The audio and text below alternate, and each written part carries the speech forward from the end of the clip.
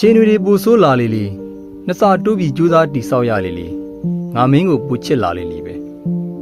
ရခိုင်ကမ်းရိုးတန်းဖျားကကြောက်ကူတစ်လုံးရဲ့အထဲမှာအမြဲလင်းနေတဲ့မီးစားကြီးတစ်ခုရှိပါတယ်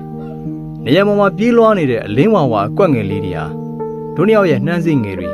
ပစွန်စိတ်ကလေးတွေနဲ့ရင်းကြီးတွေအကြောင်းကို၎င်းတို့ရဲ့အထဲမှာမှတ်တမ်းတင်ထားကြတယ်ကမ်းရိုးတန်းတနေရာကဟိုတယ်ကိုရောက်တော့မင်းကငါရဲ့ခန္ဓာကိုယ်ကိုမင်းရဲ့ကောက်ကတည်းထည့်ကြည့်တယ်ငါကမင်းကိုကိန်းကနန်းတွေပေါင်းပြတယ်ကဘာပြတ်မဲ့ရက်ကိုတွက်ပြတယ်အချင်းတွေပူဆိုးလာလေလေ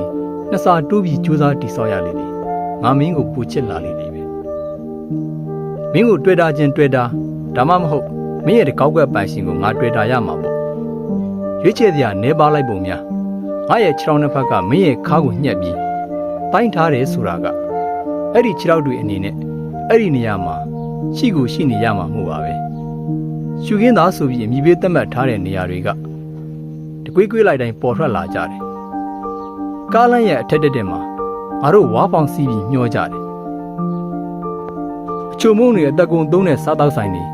ဘာအကြောင်းတွေးလဲနေဆက်ကိုနေ့စဉ်ဖြတ်ကူးနေတဲ့မော်တော်ကားတွေဘာအကြောင်းတွေးလဲမင်းအကြောင်းပဲပေါ့မင်းအကြောင်းကိုတွေးဖို့သူတို့တွေးတာပေါ့ကျက်သွန်ဦးကြီးတစ်လုံးနဲ့တူတဲ့ခေကြီးရဲ့အလွှာတွေထဲမှာငါရဲ့တင်မထက်ကဂျိုင်းကွက်ကလေးတဲ့မင်းကိုပေးဝင်မှာပေါ့